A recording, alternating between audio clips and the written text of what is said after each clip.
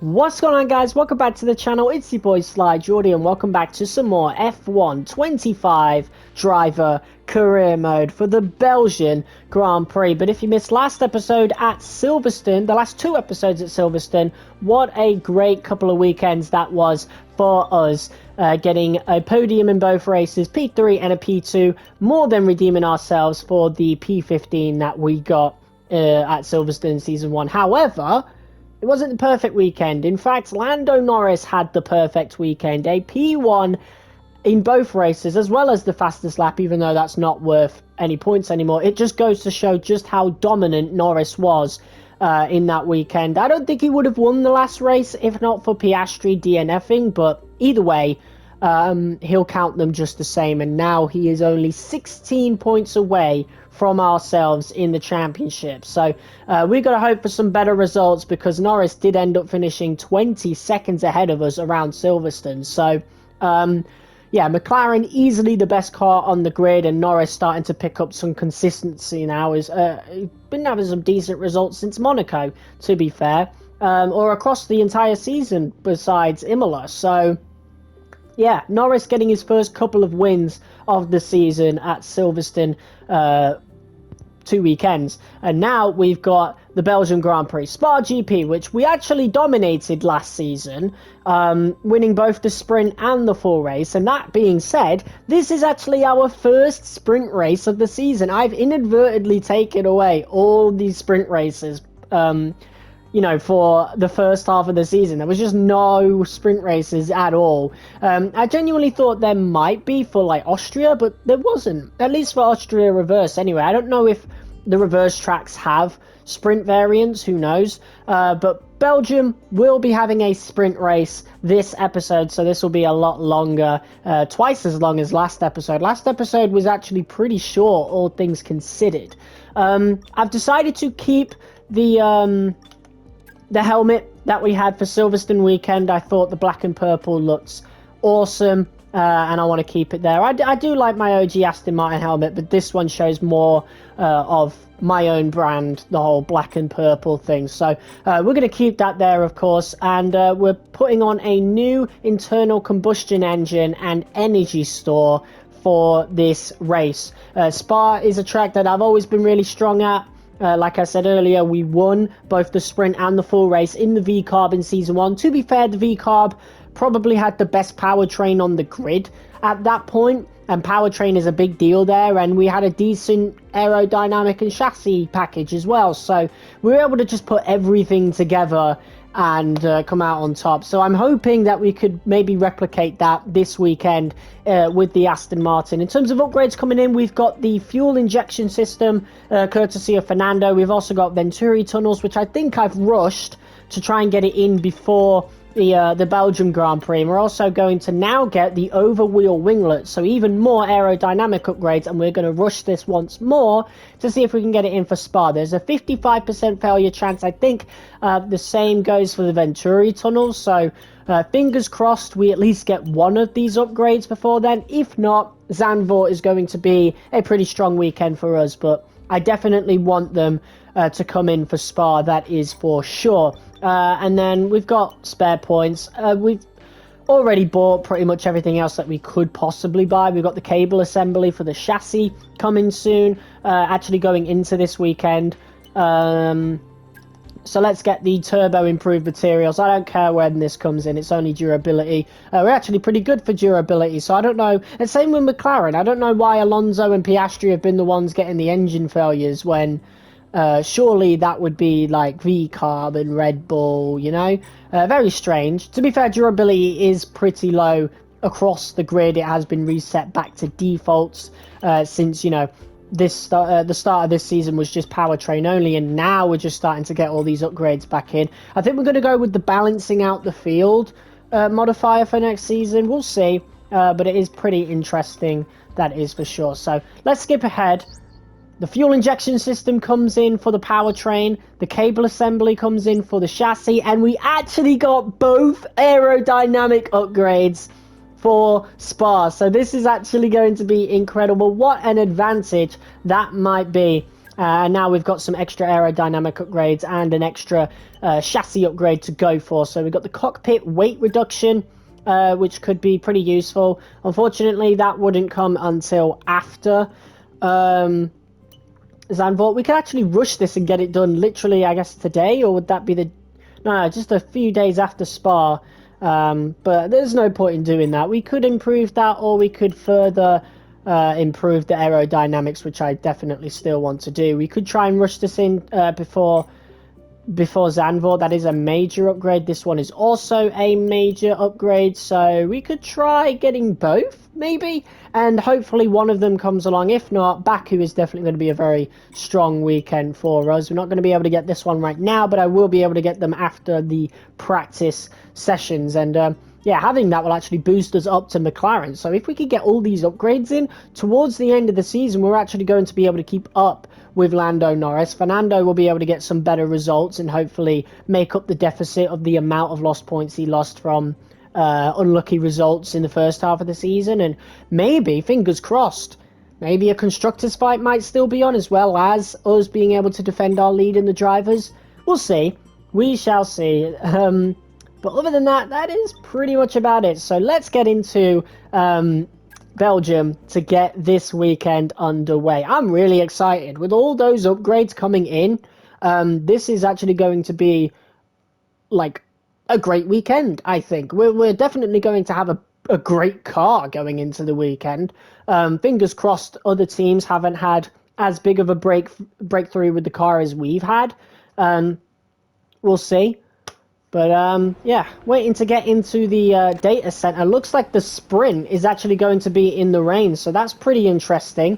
Let's have a look at our messages. Yeah, it's basically going to be like fully guaranteed rain in the sprint. So that's interesting. That definitely makes this episode more interesting. But the race is going to be in the dry, so that's really good at least. Looking at now the progress history, the other teams have made upgrades, including McLaren themselves, unfortunately. So we definitely would need that balancing out the field modifier. Maybe we should have gone with that instead of powertrain only, but again, I did want to match the 2026 regulations as much as possible. But look at that, Ferrari bringing in upgrades, Mercedes bringing in upgrades, Aston Martin, Williams, Haas. And pretty much every single team, apart from Red Bull, are bringing in upgrades for this weekend. But Red Bull had a big breakthrough going into Silverstone. They didn't manage to cash in on it, unfortunately, coming out with a P14, a DNF, an 18, and an 8th. So, yeah, that just goes to show how bad the Red Bull is, let's be real. I don't know how it comes up as the third best car there. Honestly, it might just come down to the drivers, because Mercedes have got Russell, of course. Ferrari have got the strongest driver pairing, arguably, with Leclerc and Verstappen, and then McLaren obviously have Norris and Piastri, and Aston Martin have myself and Alonso. Williams have a pretty strong lineup as well, so you can see why Red Bull are definitely struggling. Alonso's bringing in a bunch of upgrades as well, so this is going to be really, really cool. Let's go into R&D again, just to see if we can't maybe afford another chassis upgrade. That would be pretty cool. Definitely would help in terms of the tyres, but I want to mostly focus on aerodynamics. If Fernando can focus on chassis, that would be great. But yeah, this is the next upgrade we're going to get next, just to keep you guys updated. McLaren are really far ahead in the aerodynamics, so I definitely want to focus on this side of R&D, that is for sure. Anyway, it's time to get into qualifying, sprint qualifying actually, the first sprint qualifying of the season. It's a Spa GP, let's go. High-speed straights, heady elevation changes and dramatic corners. What is there not to love about today? It's qualifying day here at Spa-Francorchamps. Well, here we are at one of my favourite, if not the favourite circuit on the entire calendar. I cannot believe Formula One management have decided to put this as a biannual event following 2026 or starting in 2026, one of the two. This is one of those tracks that are so good, it should be on the calendar every single year, regardless of what circuit replaces it or not. It just shouldn't be getting replaced in the first place. But back to the matter at hand. This is our first sprint weekend of the entire season. It's crazy, but the only two circuits that have sprint weekends on this year's Formula One calendar are China and Miami, and as you know, we have not done China and Miami in season 2. Those were two of the tracks that were removed for this 16 race season. So yeah, this is our first sprint weekend. We do have two more later on in the season, I'm pretty sure, in Brazil and Qatar. So it's very strange that we're only doing two, but if you know sprint quali, we actually get to use the mediums in qualifying, so we get to save a set of softs, which is probably recommended. A lot of the AI, I think, actually use soft tyres, the same set of softs throughout the entire session, which actually most of the time has them set more or less a slower lap regardless of track evolution later on in the session. But it looks as though I've made a mistake this time around. As you can see, nobody came out of the pits, and that's because it was forecasted that we were going to have rain. Obviously, it didn't really show that on the mail. There was a good chance, but it didn't really look like it was raining at all. But as you can tell by the halo, you can see the drops of rain hitting. It's very, very mild rain, but it's enough to change the amount of grip. So unfortunately, that medium tyre run, as good as it was, is going to be the maximum that we can do, which is a shame because clearly we're obviously really good at Spa and we could have gotten pole position this weekend. But unfortunately, that is not the case, as we were stuck onto the mediums, expecting to be able to have a quick lap on softs. I did try to set a lap on softs, but as you can already tell, and what you're definitely going to tell by this corner, yeah, there's just not enough grip at all. So I ended up giving up on that lap, and it ended up just shaking things up. We've got a Mercedes in second place, Ferrari back on form, McLaren P6 and P11 respectively, really bad for them. Both Saubers in the top 10, and we've got Hajar in the V-Carb in P7. Unfortunately, our teammate probably got caught out by the weather conditions as well, and maybe going out too early, getting caught up in other cars. I don't know. The qualifying lap time discrepancies since the last update have been so strange, but there is your grid for the sprint race. Let's get to it. It's wet here today, and we're expecting those downpours to continue. This will make for a difficult sprint for all the teams.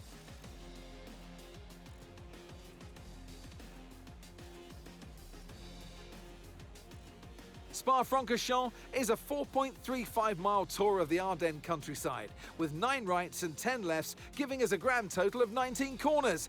Average lap speeds in the dry can reach about 145 miles per hour, but without a significant improvement in the conditions, we're not going to be seeing anything like that today. And alongside me here today in the commentary box, Anthony Davidson. So we're getting close to the start of the race. What will this driver be experiencing? Big nerves, big excitement, what? Always extra nerves at the start of the race, Grumpy. It's probably at the start of the race, it's where your heart rate's at its highest in anticipation. And you've got to be in the right mindset. You've got to be thinking there inside the car, what can go right? How can I be opportunistic rather than what can go wrong? And how do I protect my position? Look forward and stay positive. It's easy to say, very hard to do when you're in that position. Okay, here we go. I know what you can do. Don't let me down. Well, here we are for the sprint race. 8 laps in full wet conditions around Spa. It is going to be a crazy race, hopefully, especially going through Eau Rouge. I'm quite curious to see how much the AI slowed down over that section. They do like to lift, whereas I don't usually lift over Eau Rouge in the rain. That being said, we have not raced around here in the rain in F1 25, so it might be different. I doubt it though. The handling isn't too different from F1 23 in terms of losing traction, so we'll just see what happens as we are starting in a very high P4 just behind the Mercedes of Russell, a car that we know we can beat. The Ferraris, on the other hand, I'm not too sure. The Ferrari is clearly the best car on the grid on some of these tracks. McLaren not having a good weekend. I think they definitely got caught out by the conditions as we wait for the grid to finish lining up. And we now wait for the 5 red lights to go out. And away we go, and it's a pretty decent start for everybody involved around here. Russell a bit slow as Leclerc looks to cover him off. Verstappen diving down the inside, trying to get a move on George Russell here. Side by side they go. Russell not having the greatest of starts. We're unable to capitalize on it, however, because of the start Verstappen got. And we're going over Eau Rouge now. Side by side they go. I have to brake so hard to avoid a collision with Verstappen, and unfortunately that leaves us as a sitting duck to Antonelli and Lando Norris. Antonelli also had to slow down. I tried my best to give slipstream to Antonelli. Of course, Norris is the closest one to us in the championship. Verstappen and Russell still side by side. Russell gets to the inside and manages to get in front of Verstappen, and we manage to catch him napping and go around the outside to claim P3. So a pretty good first lap by our standards. A very shaky one, that is for sure, but the important thing is that Leclerc is well out ahead, nearly 3 seconds in front now. So it's definitely going to be quite the challenge to catch up to him as we are now setting our sights on the Mercedes of Russell, who, after the last couple of Grand Prix, we are absolutely no stranger to fighting, that is for sure. I don't know how it's going to be trying to overtake in the wet. Of course, we already had a wet race in Silverstone, so it shouldn't be too difficult at all, but who knows. We know Spa is one of our strongest tracks, one of the players' strongest tracks, one of the weakest tracks for the AI. But we'll see how things go as we now go towards the end of this first lap. Lando Norris has now caught up. He's right behind Verstappen, practically pushing him through the corners, just as Verstappen is practically pushing us through these corners as we now go into the bus stop chicane. And we look to start a second lap around Spa right here. We used a lot of ERS trying to get in front of Verstappen, trying to keep up with George Russell, of course, and we're going to use a bit more here as we now come round turn 1, and now we get set to go down the hill towards Eau Rouge. Leclerc over 3 seconds ahead now. It really helps that he is in clean air, and the man behind him is the Mercedes, a lot slower, but the AI definitely lift through Eau Rouge. We don't have to do that, and that allows us to catch up quite a lot. Do we have enough ERS to get a move done on Russell? I think we do. As we now go side by side, we see Norris and Verstappen behind us also going side by side as we dance the car around Russell, and we're able to claim P2. Behind us, Norris actually got in front of Verstappen. A really, really good move for Lando right there, considering there is no DRS in wet conditions. Now we can actually get our sights set on the race leader, Charles Leclerc, who we actually managed to catch up to after that main straight. So Leclerc must have been saving some ERS or something, I don't know. But we fast forward to lap 5, we caught up to just over a second behind Leclerc. Lap 6 now, just under a second behind. So we've got a really good chance. But as you can tell, the track is drying up because it is the raining is now slowed down. So now we're on lap 7, looking to hopefully catch up to Leclerc, but because the track is drying so much, the AI are now getting that acceleration that they would usually have in the dry. So you know, with the combination of, you know, that and me not having the ERS anymore, Leclerc pretty much it just speeds away in the high-speed sections. So even though we're able to catch up to him in the corners, the high-speed sections are too long, and Leclerc is too fast in those sections for us to really catch up. It ends up being sort of like a rubber band. Every time we get a bit closer, Leclerc pulls away, and then we snap back, and then it gets stretched out again. But Leclerc comes out with the win in the sprint. We did skip over quite a lot, but honestly, not a lot happened other than us catching up to Leclerc. Because again, like I said, Leclerc, every time we would catch up, would get up to a high-speed section and get really far in front. So a really good win for Charles Leclerc. He is hoping to get back into the championship battle after recently overtaking Max Verstappen.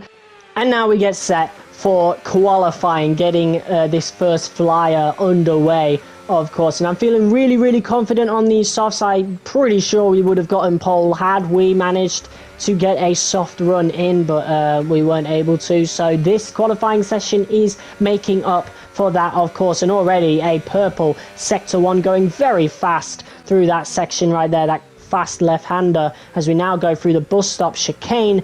Purple sector 2 about to cross the line. What's it going to be? It is a 1:43.5 fastest lap, provisional pole, but of course the job is not done. Barring any surprises, we have a good chance to confirm this pole position. And of course, look at this, both Haas cars in the top 5. We've seen many a surprise throughout F1 25, usually involving Haas. Haas, really the dark horse team of this career mode, of course. So really cool to see them there.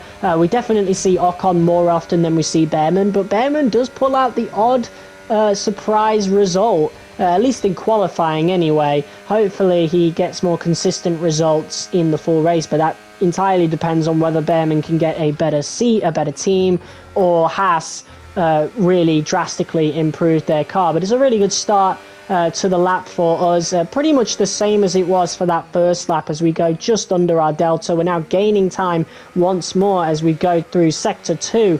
Of course, here's this left-hander. In that original lap, I think I went over the gravel a little bit, so we've gained a ton of time through that section. We still ended up being one of the fastest provisionally, so it just goes to show just how good I am at Spa against the AI. Spa, as we know, notoriously is one of the weakest tracks for the AI, so this might honestly be one of the tracks that we need to turn the AI level up.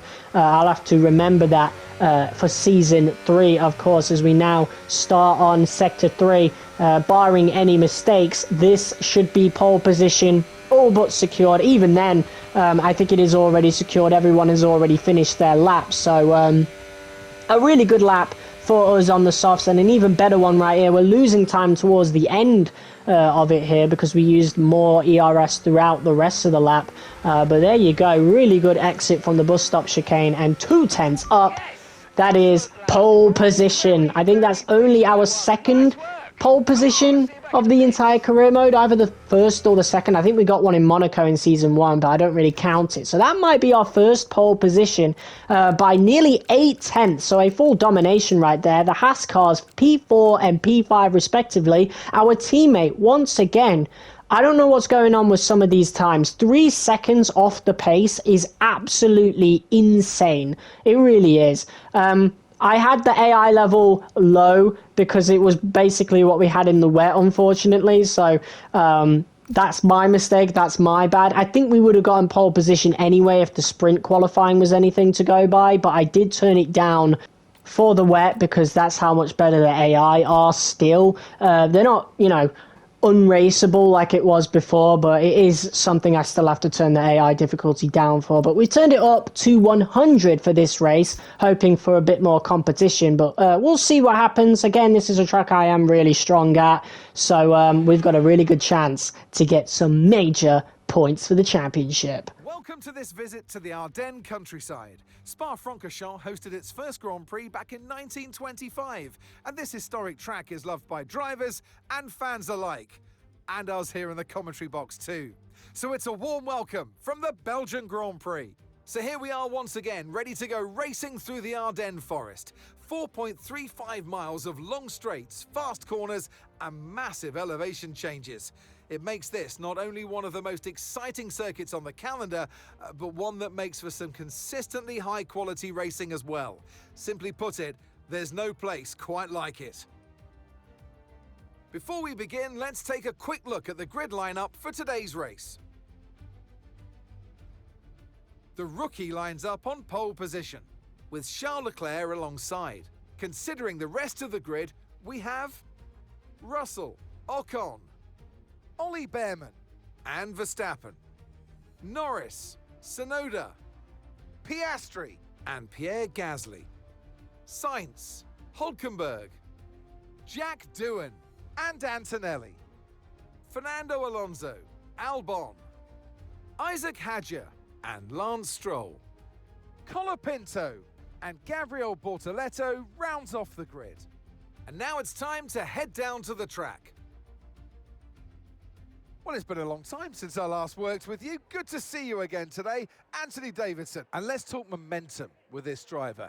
What a sprint it was. They start at 0 once again for today, but with a huge amount of confidence, surely. Well, they'll definitely be glad that there's not a sprint race today. Let's face it, the sprint couldn't have gone much worse, but what we're looking for today is a reaction. So we're getting close to the start of the race. What will this driver be experiencing? Big nerves? Big excitement? What? Always extra nerves at the start of the race, Grumpy. Probably at the start of the race, it's where your heart rate's at its highest in anticipation. And you've got to be in the right mindset. You've got to be thinking there inside the car, what can go right? How can I be opportunistic rather than what can go wrong? And how do I protect my position? Look forward and stay positive. It's easy to say, very hard to do when you're in that position. Okay, here we go. I know what you can do. Don't let me down. Well, for the Grand Prix, it looks like we're going for a standard mediums to hards strategy. I'm not afraid of any strategy at this point. We do lead the race, which means we can control it. And it's going to be very interesting to see where the Haas cars end up. Again, P4 and P5 respectively. Ocon managed to set a better lap at the end. We'll have to keep an eye on Leclerc, but Lando Norris, nowhere to be seen. He is outside of the top 5, very far away from us, which is a very good sign as we now wait for the 5 red lights to once again go out, and away we go. It's a really good start from us, of course. We barely even have to cut Leclerc off as we actually witness Russell looking to make the move on Leclerc, which would be even better for us. Leclerc, of course, is getting back into the championship, and look at those two side by side as we get on the onboard of Esteban Ocon. Oliver Behrman, in the meantime, is actually fighting with Verstappen. Can we get a view of that, maybe? Yes, we can. Behrman getting past Verstappen. Verstappen's going to have to turn the ERS on, and look at this, 3 wide as Ocon is now fighting for P2. What a fight this is, as Leclerc has the inside line. He's able to take it, and Ocon has the inside line against Russell. What a move by the Haas car. That is absolutely brilliant as Esteban Ocon goes into P3. Oliver Behrman still fighting side by side with Verstappen. What a fight that is. Verstappen will have the inside line going into the next corner, so he claims P5. But meanwhile, in all of that struggle, we have managed to run away to 2 seconds ahead, just like Leclerc did in the sprint. So this is actually a great sign for us going into the rest of the Grand Prix. Meanwhile, both McLarens have fallen down, P9 and P10 respectively. A nightmare start for the two. Of course, they want to fight for the championship. Piastri, a little bit unlucky this season, might be already out of it, but Norris is P2 in the standings right now, and to see me in the lead and himself in P9 is an absolute nightmare scenario. Esteban Ocon in the Haas, P3. That Haas actually probably really good powertrain wise, to be honest. Maybe that's how they're so good around this particular track. But look at this now, the 2 McLarens down just about in the points, in the wrong end of the points, really. They really should be a lot higher up. Meanwhile, Fernando Alonso, our teammate, come on, man, this is purely an AI thing, because there's no way the Aston Martin should have any trouble dealing with a racing ball. We know the Aston Martin is capable of top 5 results. We've seen Alonso do it numerous times this season before, you know, engine failures or whatever. But for him to be all the way down in P17 is pretty rough. As we now skip ahead to lap 5, Leclerc has actually managed to catch up to us. He seems to have some really good pace around Spa this weekend, so we might have to defend against him very, very, very soon. And Leclerc actually might want to make this move real quick as he looks to go around the outside here. We're going to have to defend it a little bit. Leclerc gets in front for a little bit there, but we have more grip around the outside and we managed to get this move done. However, this means that Leclerc is going to get DRS into the main part of Sector 1, which is the big straight, which means we could be losing this P1 right here. Looking at the rest of the grid, Piastri, I wish we'd have kept more of a close eye on him, but He's up into P7 now, so he's managed to not only overtake Norris, but he's also gotten past Gasly as well. So really, really good for him right there, as Leclerc looks to make the move, peeling off towards the right, looking to go down the inside, which quickly transitions to another inside, which gives us the advantage, and we look to go around the outside to take the move, but we didn't have enough grip. Leclerc fought really hard for that, and we ended up dipping 2 tyres into the gravel and having to back out as a result. Charles Leclerc, the new race leader on form for Ferrari this weekend. His teammate Max Verstappen might be catching up soon. He is up into P3, so yeah, it looks like Ferrari dominance might be coming back to rear its head, and we might have a big fight upon us, as Ocon is now all the way down in P18. He's pitted. Behrman is in P7, still out on those mediums. Ocon, of course, was on the softs, so that's why he already pitted. Alonso is moved up into P15. However, Hadjar is quite far ahead, so Alonso has actually gone pretty slowly. It must be engine wear or something. Something's wrong with the sports update and my career mode, because it's just completely broke it. I have no idea what's going on lately. Hopefully it fixes itself or something. Maybe it's an engine wear thing. I don't know. Powertrain is the only thing that's been upgraded this season, so maybe it's an internal combustion engine thing. Fingers crossed. I really want Alonso to start getting results, because we're close enough in the Constructors to actually go after the Constructors' Championship. If Alonso starts picking up consistent results, as well as, you know, we remain consistent, we honestly could have a good shot at the Constructors' Championship this season, which would be absolutely incredible, as we now set our sights on looking to overtake Leclerc. It's a little bit slow. We know the AI are still quicker than us on the straight, but we had enough in the tank with the DRS. That would not have happened in the sprint without it. So we're thanking our lucky stars that it is a dry race, and we were able to make that move with the help of DRS. We are back in the race lead around Spa. Verstappen hasn't caught up too much. He's managed to gap Russell a little bit, but yeah, it seems as though me and Leclerc are in a league of our own right now as we go through the bus stop chicane. Leclerc pretty much pushing us through these sections. Tyre wear is starting to set in. I think we're getting pretty close towards our pit lap, however, so it won't be long before we can maybe get out the way and have strategy change some things in the race. Of course, we could get stuck in traffic, or we could just have a much better outlap. Who knows? But we're trying to keep our tyre wear under 62% right now. It's at 57. Hopefully we'll be able to accomplish that. But look at this. We managed to get far enough in front around or out of turn 1 to the point that even though Leclerc does get a big boost from that DRS, he was not close enough at all to make a move, and that might be game, set and match for the race lead for now. Fingers crossed. But look at this now, tyre wear up to 74%. This is lap 9. This is us about to pit. Right now, Leclerc once again pushing us through.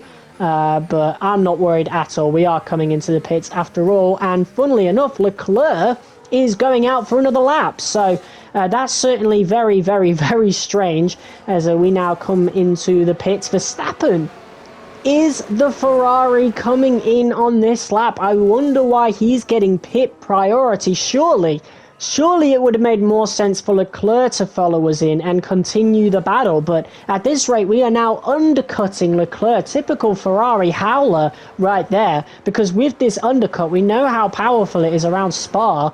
Yeah, this is going to be a huge help for us as we get a healthy outlap here. Just one car in front of us, just in front of our teammate. That's how slow Alonso has been in that Aston Martin. Very, very strange how he's getting completely outpaced by the V-carb here. We're going to have a very easy time of it. Hadjar actually squeezes us out, and I have to take a bit more of a risk braking a lot later, but we have a lot more grip. These might be cold hards, but they are much fresher than those worn out mediums. So very easy move right there, and we've got plenty of clean air in front of us. We're actually only 7 seconds behind the McLaren of Norris, who is going a lot longer here, having started on the hards.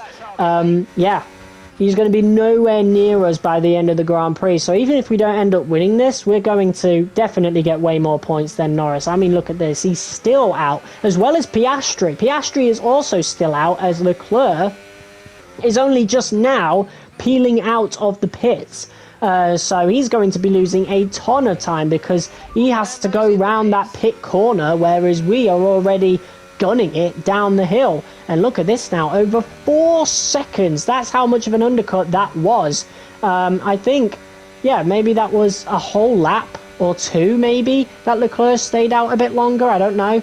But that was easily the biggest howler that Ferrari have made this weekend, as we are now catching up to Norris. Very strange how McLaren are sending these guys out very, very long. That is for sure. Piastri 9.5 seconds ahead. We'll see what he does, because he seems to have good pace. He's recovering pretty well versus Norris. I mean, Norris is way far behind Piastri, so maybe Norris has got a bit of an Alonso situation. I think it might be engine wear really setting in at this stage of the season. Time will tell when we see what Alonso does. Hopefully, if Alonso gets a grid penalty anytime soon, then we'll know what it is exactly.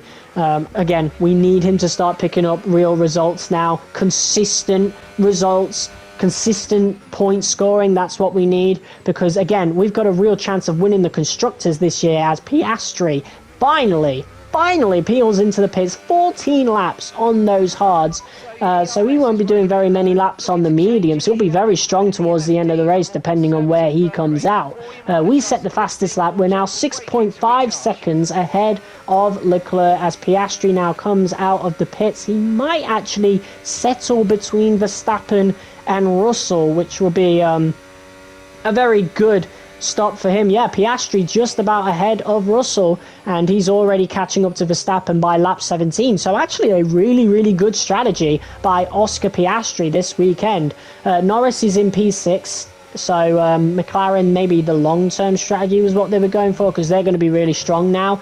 Norris is 5 seconds behind Russell, so we'll have to see what happens there. But Piastri, what a strategy this has been, starting outside of the points and now able, pretty much confirming a podium for Spa right here, unless he has another engine failure. We know Piastri has been the unluckiest driver alongside our teammate Alonso in our entire career mode so far. Leclerc having a bit of a lonely race right now, 7.8 seconds behind us now. This is how strong we are against the AI around Spa, so this is definitely one where we're going to raise the AI difficulty in Season 3. Very similar to Monaco, actually, so yeah, very cool. Alonso in P11 now, just outside of the points.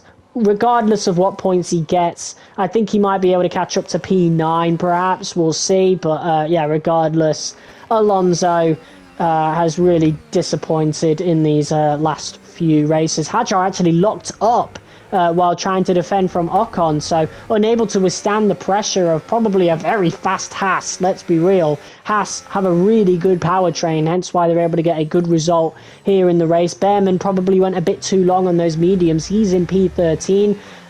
Haas actually just a bad strategy all round, to be fair, considering they started P4 and P5 respectively. Only coming out with 2 points is a bit of a tragedy. But Alonso managed to overtake Hadjar, but yeah, because of where he did it, Hadjar is going to get DRS right from the get-go. Alonso tries to give him the squeeze, but Hadjar is going to have a very easy time of it around the outside of the Aston Martin. It's very strange what's going on with certain AIs.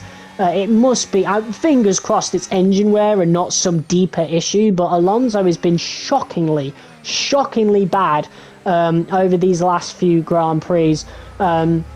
I mean, he was unlucky in the first half of the season before the sports update dropped, but again, we know the Aston Martin is better than the V-Carb. The Aston can compete with the Mercedes, you know, and with how inconsistent Ferrari and McLaren have been this season, if Alonso was just consistent, we would be leading the Constructors by a healthy amount right now. The fact we're even in the Constructors battle goes to show how inconsistent everybody else has been, other than me. So honestly, it's a bit disappointing that Alonso is having these awful performances. I really hope he snaps out of it soon. I really hope that the coding in the game leaves him alone, gives him some leeway, and we can actually start going for the constructors, because that would be so awesome. But it's a hard-fought single point for the V-Carb of Isaac Hadjar, having a really good season, all things considered, especially compared to the first season. But yeah, that's just about it for this race. A truly dominating race for us, just like it was in Season 1, to be fair, in the V-Carb, but even more so. There was no competition whatsoever in this second stint as we celebrate weaving the car across the line to win the Belgian Grand Prix for a second time in a row. Huge points as our closest rival in the championship, Lando Norris, finishes in P6. What a strong victory that was for us. Many doubted whether they could pull off the win here at Spa-Francorchamps, but they've done so in spectacular style. A great display of dominance today, Crofty, by this driver. They led from lights out to the flag at the end, led every lap of the race. Brilliant stuff by them, and excited to see what more they can do in future races. I can see them on their way out to the podium now. Aston Martin are really making waves in this sport, and what a special race this was to see them earn that top spot. Well, I've been very happy with my recent performances as well as consistency is concerned. Like I said numerous times this season, with McLaren and Ferrari being as strong as they are, we needed to take control of these inconsistent performances from them as much as we could. And we've done a really good job of that. But it is always great to go that one step further and manage to get a race victory. Next time out is going to be very uncertain. Not only is it Zandvoort, but it's also reverse Zandvoort. So it's going to be a new layout entirely. We'll have to see what happens in that race next episode. I am very much looking forward to it. But 32 points earned this weekend. We are now 35 points ahead, clear in the championship. Leclerc extends his lead over Verstappen. Piastri is only like 10 points behind Verstappen, but yeah, Verstappen, that Silverstone weekend really hurt him. But yeah, you see how close we are in the constructors, only about 30 something points behind. If Alonso can just get some good results in, we could be in for double championships in our first season at this team, which would be absolutely incredible. But that does it for this episode of F1 25 Career Mode. If you guys liked it, be sure to hit that like button as hard as you possibly can. Next time out is reverse Zandvoort for the first time in F1 25. Really looking forward to it. And until then, I will see you all in the next video. Peace.